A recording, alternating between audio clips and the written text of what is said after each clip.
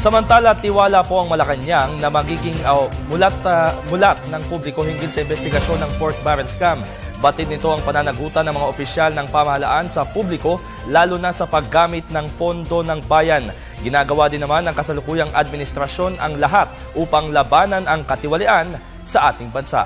Para sa detalye, balitaan mo kami, Julius Disambor. Nananatiling interesado pa din ang mga Pilipino sa pagkakaroon ng transparency sa pamahalaan. Ito ang buong tiwala ng palasyo sa pagiging mulat ng publiko lalo't kaugnay ng investigasyon sa maling paggamit ng pondo ng bayan o mas kilala bilang Priority Development Assistance Fund o PDAF. Nagbigay ng pahayag si Presidential Communications Operations Office Secretary Herminio San Nicoloma Jr. sa ginanap na pulong pambalitaan sa palasyo hinggil sa umano'y nasasayang na pera, oras at panahon sa mga nasabing investigasyon. Punot dulo kasi nito ay nagiging personalan na lamang at nawawala na ang pakay sa pagdinig. Meron naman pong accountability ang mga mambabatas, meron ding accountability ang mga kagawad ng administrasyon na nagsasagawa ng mga pagsisiyasat na yan.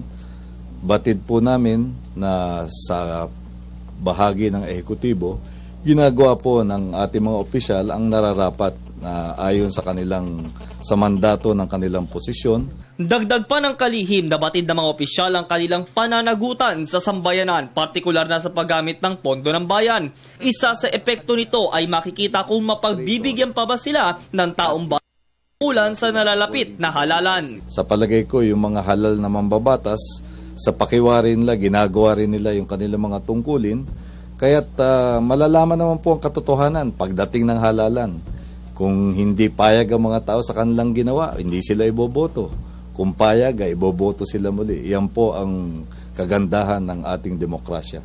Iboboto pa nga ba ng publiko ang mga politikong sangkot sa isyong ito? Unless they will be proven credible sa allegations sa kanila na kumbaga hindi talaga sila guilty, then we might give them a chance to serve our country. Kung merong mas promising na ibang kandidato na natatakbo, ito na lang iboto kaysa dun sa mga running officials. Aming inalam, ano nga ba ang kanilang nalalaman hinggil sa issue ng pork barrel? Hingi po kami ng maraming kasagutan sa mga nauukulan dahil kaming mga ordinaryong tao ay nagdudusa doon sa pork barrel na yun.